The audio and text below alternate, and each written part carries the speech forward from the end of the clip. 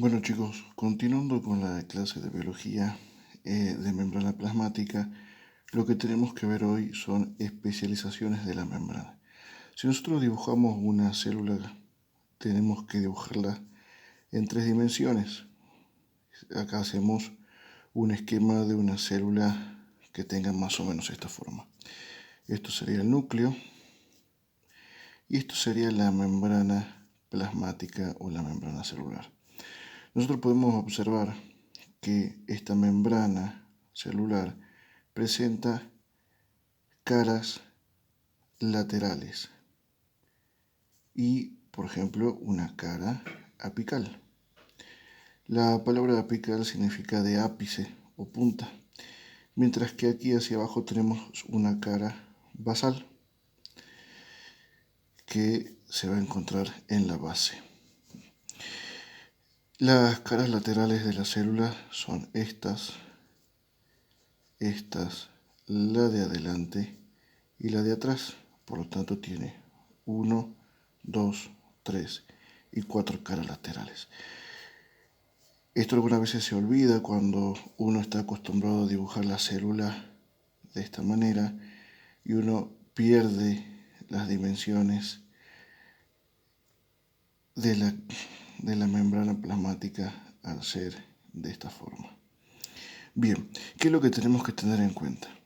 La cara apical de la célula generalmente es la que se encuentra a la luz del tubo. Recordemos que las células tapizan los tubos con, por ejemplo, lo siguiente. Si nosotros dibujamos en proyección un segmento de intestino, por ejemplo de intestino delgado, y nosotros lo cortamos, vamos a observar lo siguiente. Nosotros vamos a observar de esta manera. Esto sería la luz del tubo. Y vamos a ver que las células lo tapizan de esta forma. Todo esto está relleno de células, tapizando el tubo hacia adentro. Y esto que nosotros vemos acá sería la cara apical. Cada célula con su núcleo, por supuesto. Y acá hacia afuera tendríamos nosotros las caras basal de cada célula, uniéndose a lo que dentro de un ratito vamos a estudiar, que es la membrana basal. Por lo tanto, estas caras apicales de cada una de las células va a presentar modificaciones características al tubo u órgano que recubre. Por ejemplo, si nosotros hablamos de intestino delgado, vamos a encontrar que esta membrana apical presenta en su superficie estructuras digitiformes de esta manera, llamadas microvellosidades. Estas microvellosidades, su función, si nosotros pensamos en intestino delgado, la función de las microvellosidades será aumentar la superficie de trabajo. ¿Cuánto? Y más o menos 1000 veces la superficie de trabajo que tendríamos normalmente. Es decir, si esta superficie de trabajo la comparamos con una superficie plana, nosotros observamos que acá la superficie de absorción de nutrientes en el intestino delgado va a ser mucho mayor que en esta zona que se encuentra completamente lisa. De esta forma nosotros hacemos más efectivo el trabajo celular aquí con las microvellosidades versus esta célula que no presenta ese tipo de especialización. Bien, ahora, ¿cómo mantenemos este tipo de especializaciones de la membrana plasmática? Bueno, con estructuras proteicas del citoesqueleto que se van a estudiar más adelante cuando veamos el tema de citoesqueleto, ¿sí? Pero por el momento podemos decir que estas microvellosidades presentan acá toda una red compleja de proteínas, principalmente actina, que tienen la función de sostener la estructura. ¿Por qué? Pensemos lo siguiente. Si nosotros tenemos la cara apical hacia la luz del tubo, nosotros tenemos que entender que el intestino delgado está lleno de líquido. Todo esto está lleno de líquido, lleno de sustancias que se vienen digiriendo y por lo tanto ejerce presión hacia los laterales. Esto quiere decir que las microvellosidades, por ejemplo en el intestino, se encuentran todo el tiempo presionadas, presión de líquido que va por adentro del tubo. Si estas microvellosidades no tendrían acá un esqueleto de filamentos de actina, de microfilamentos de actina, estas microvellosidades serían víctimas de la presión del líquido y quedarían aplastadas de esta manera. Entonces, esto por efecto de la presión del líquido. Entonces perdería efectividad la modificación de la membrana, que es precisamente para aumentar la superficie de trabajo. ¿Ok? Espero que se entienda. Si nosotros miramos las caras laterales de la membrana,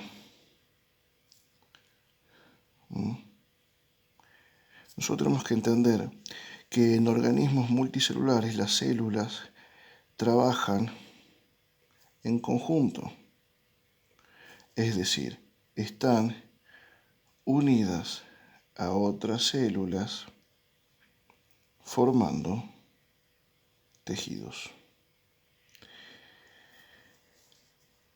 Acá la clave es el término unidas.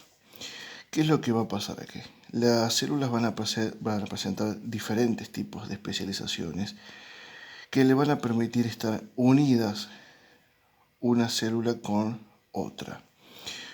Veamos de qué manera. Si nosotros dibujamos ahora, por ejemplo, una célula de esta manera, ¿sí? Esto lo llamemos célula 1, y acá dibujamos la otra célula, llamemos célula 2, vamos a ver que en esta célula lo primero que aparece es un tipo de unión que se da por proteínas integrales que se unen con proteínas integrales de la otra membrana de la célula adyacente.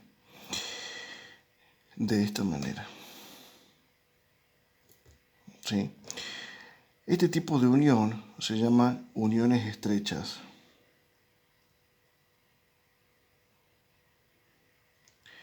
Y realmente son muy fuertes, soportan mucha presión, ¿sí? Son muy fuertes, soportan mucha presión. La proteína que lo forma se llama ocludina, porque las uniones estrechas también se llaman oclusivas. Cualquiera de los dos nombres se puede encontrar en la bibliografía. Son muy fuertes, soportan mucha presión. La proteína que la forma son ocludinas, que son proteínas transmembranas que se unen por diferencia de polaridad acá y tienen una particularidad. Si nosotros dibujamos esta célula en 3 dimensiones de esta manera, por ejemplo, nosotros vamos a observar que esta unión es de tipo puntual y va generando lo que se conoce como cinturón o cicatriz alrededor de la célula. Es decir, en cada uno de estos puntos yo tengo ocludinas que se unen con la del frente y estas con las de atrás, con las células de atrás de esta manera, y estas con las células de acá que tendría aquí también, ¿verdad? Bien, o sea que va generando, le va dando toda la vuelta a la célula. Si nosotros dibujamos la célula de acá, veríamos así también que este tipo de unión son puntuales y le va dando la vuelta a toda la célula, como generando, dibujando alrededor de la superficie un cinturón. Bien, estos son tipos de uniones estrechas o oclusivas. Hacia abajo, por debajo de las uniones oclusivas, si nosotros continuamos nuestro trayecto a través de la membrana lateral, nosotros vamos a encontrar las uniones adherentes. ¿Cómo se ven las uniones adherentes? Bueno, las uniones adherentes se ven de esta forma. Nosotros primero vamos a hacer un esquema genérico y después vamos a ir en detalle. Se ven de esta forma, así. Y acá se ven filamentos de actina que corren de forma transversal a la membrana plasmática, así. Estos se llaman uniones adherentes.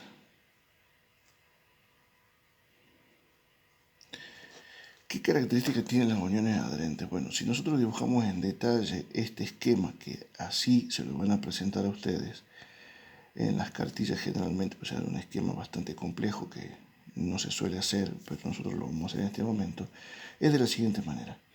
Nosotros vamos a dibujar, acá vamos a tener la célula 1, vamos a tener la célula 2, vamos a dibujar la membrana plasmática.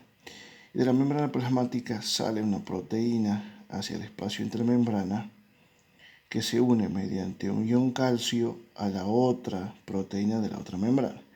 Estas proteínas se llaman caderinas. Y esto se mantiene unido porque acá aparece un calcio.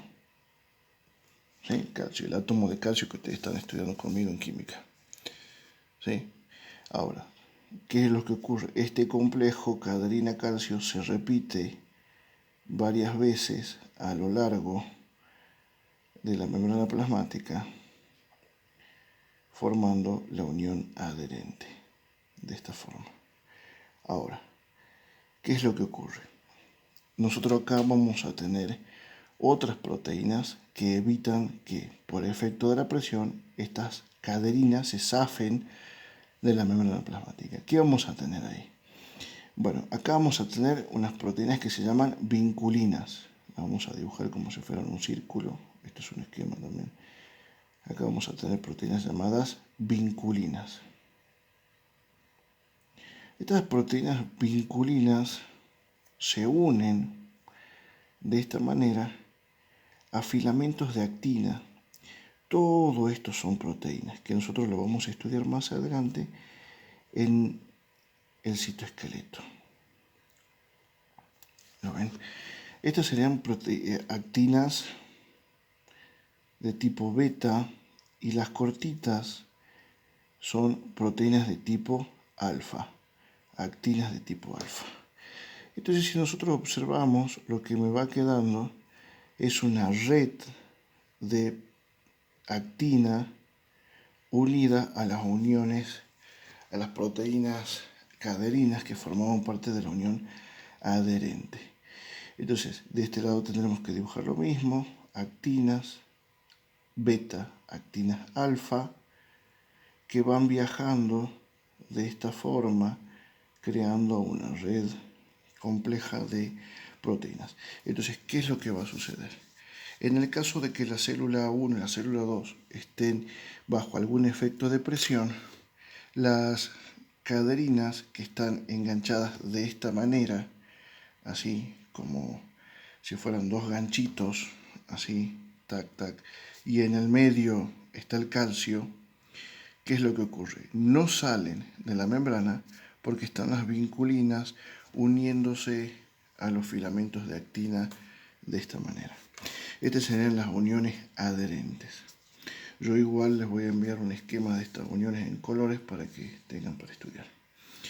Por debajo de las uniones adherentes tenemos las uniones desmosómicas o simplemente desmosomas. Bueno, los desmosomas son muy sencillos. Si hemos entendido las uniones adherentes, los desmosomas son muy sencillos.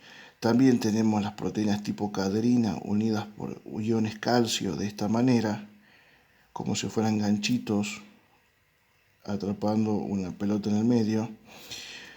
Pero acá, en vez de tener filamentos de actina, nosotros vamos a tener una placa de proteína muy densa. Esto es como si estaría cortado acá, unidos a la vinculina.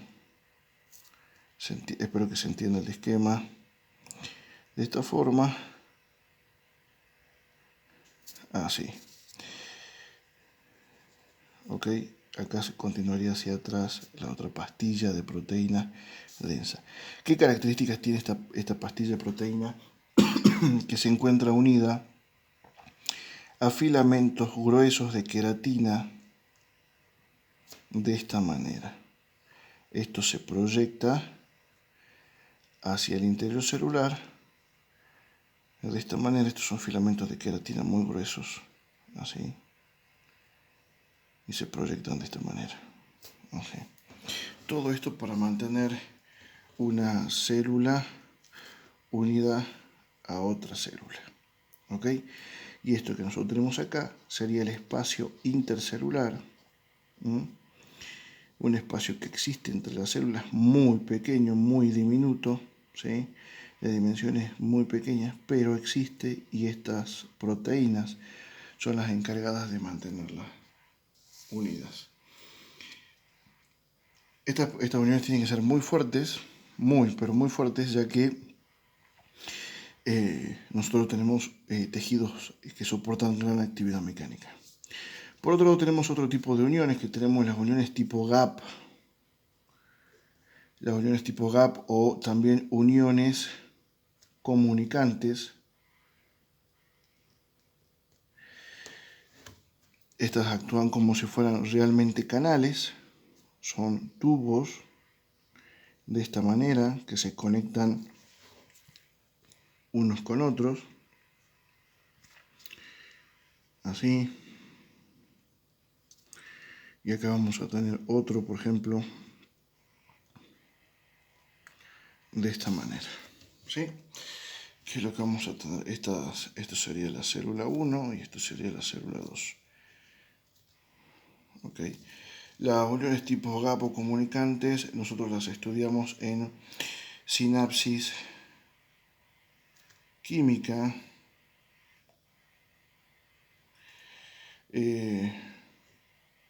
más adelante en lo que es sistema nervioso, para completar este tipo de unión tan especial que tenemos acá. La unión tipo gap está formada por pequeños segmentos, esto se llama conexón. Y el conexón, si nosotros dibujamos este conexón acá, en detalle vamos a ver que está formado como si fueran porciones de pizza, de esta manera.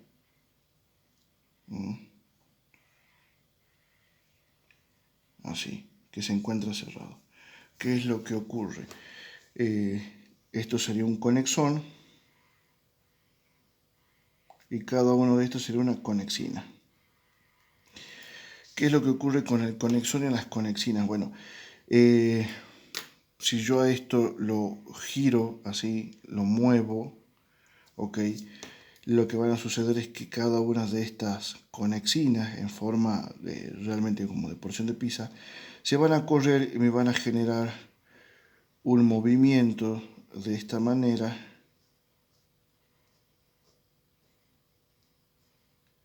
así, y permiten la apertura del canal que originalmente estaba cerrado.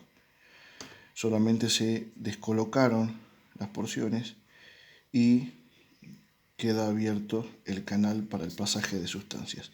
Por aquí pueden entrar o salir sustancias de acuerdo a las exigencias metabólicas que tenga la célula. Estas serían las especializaciones de la membrana, de forma apical con microvellosidades, lateral comenzarían con las uniones tipo estrechas o oclusivas, uniones de tipo adherente, uniones desmosómicas y uniones de tipo gap. Tenemos hacia abajo en la cara basal, si nosotros ya llegaríamos abajo en la célula, tenemos lo que se conoce como, esta sería la cara basal, y acá tendremos la cara lateral. Tendríamos acá un pequeño complejo de tejido conectivo que se llama membrana o lámina basal, que está formado por dos zonas. la zona reticular y la zona basal propiamente dicha. ¿Qué es lo que va a ocurrir? La célula tiene que estar unida a esta lámina basal, si no quedaría suelta, se desprendería del resto de los tejidos. Entonces nosotros acá vamos a tener un tipo de unión que se llama hemidesmosomas. ¿Qué características tienen los hemidesmosomas? Bueno, hemi, medio, desmosoma. Nosotros vamos a tener la pastilla proteica, los filamentos de queratina, de esta manera, proyectándose hacia el citoplasma, las vinculinas y las caderinas, así, tal cual como si fuera un desmosoma, pero solamente la mitad. Acá vamos a tener otro, las caderinas, ¿sí? Las vinculinas van por dentro de la pastilla. Los filamentos de queratina de esta forma, proyectándose siempre hacia el espacio celular, hacia el citoplasma. Y en este caso las caderinas no se unen a otras caderinas, sino que se unen a filamentos de proteínas de esta manera, para mantenerse unidos a la lámina basal y de ahí al resto del cuerpo. Esto hasta acá serían las modificaciones de membrana que nosotros vamos a ver hasta aquí. Esto sería la introducción que después vamos a continuar en cada uno de los tejidos y viendo cómo inclusive se modifica. Lo que quedaría para la próxima clase, que también corresponde a membranas, a modificaciones de membrana, van a ser cilios y flagelos. Vamos a ver la función de cada uno y la estructura de cada uno, que es tan especial y tan característica, sobre todo para flagelos, tanto en células eucariotas como células procariotas. Porque recordemos que los flagelos y cilios pueden ser utilizados por bacterias para la movilización, mientras que en células eucariotas van a ser completamente los cilios, sobre todo, para funciones diferentes. En células eucariotas los flagelos, por ejemplo, son utilizados por los espermatozoides para la movilización de esta célula germinal a lo largo de lo que sería el conducto vaginal y conducto uterino, ¿sí? Bien, esto espero que les sirva. Sería un resumen de la clase de biología y espero sus dudas y consultas. Ya les voy a mandar más gráficos de estos colores y la guía de trabajos prácticos.